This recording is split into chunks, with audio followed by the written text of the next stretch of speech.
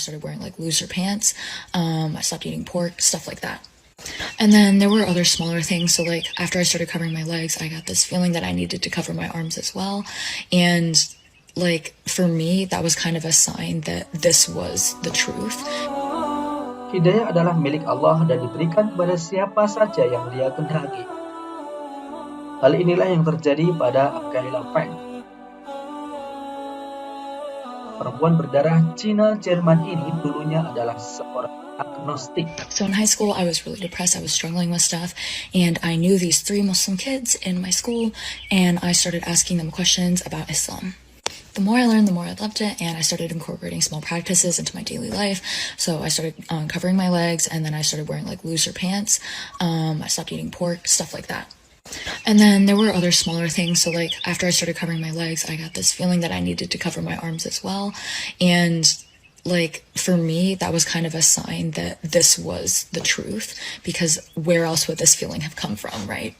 But yeah, I held off on my shahada for a while, which isn't good, but I was already pretty much practicing. Like I was doing zakir, eating halal, stuff like that. But yeah, at that point I realized I just needed to take my shahada, and I ended up doing it over a FaceTime call in the hallway of my dorm. Before I reverted to Islam, I had a lot of trouble sleeping at night. And it wasn't because I was scared of the dark or anything like that. I just watched a lot of crime shows, specifically Criminal Minds. If you know, you know. So like, yeah, that was like my main fear, and it literally kept me up for hours and hours. I tried sleeping with my light on, like I moved my bed to different places around my room. And I did stop watching Criminal Minds, but like once it's in your head, it's in your head. Anyways, I started learning about Islam, and like honestly, this is what helped me the most, because now I had trust in Allah and His plan for me, which is something I didn't have before. For anyone wondering, I was agnostic.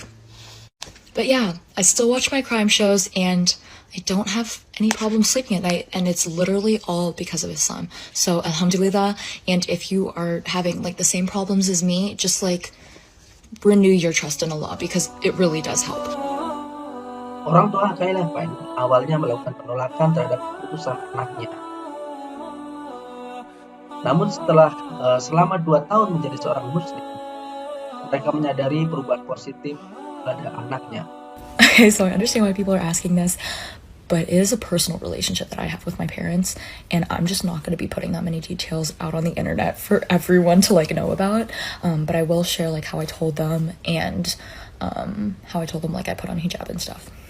I reverted my freshman year of college when I was out of state, so there weren't a whole lot of ways that I could tell them. I ended up sending a text message. I wouldn't recommend that, but that's what I did.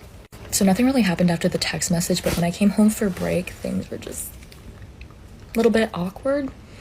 Nothing against them, it's just kind of like, it's new, and so it was just like weird.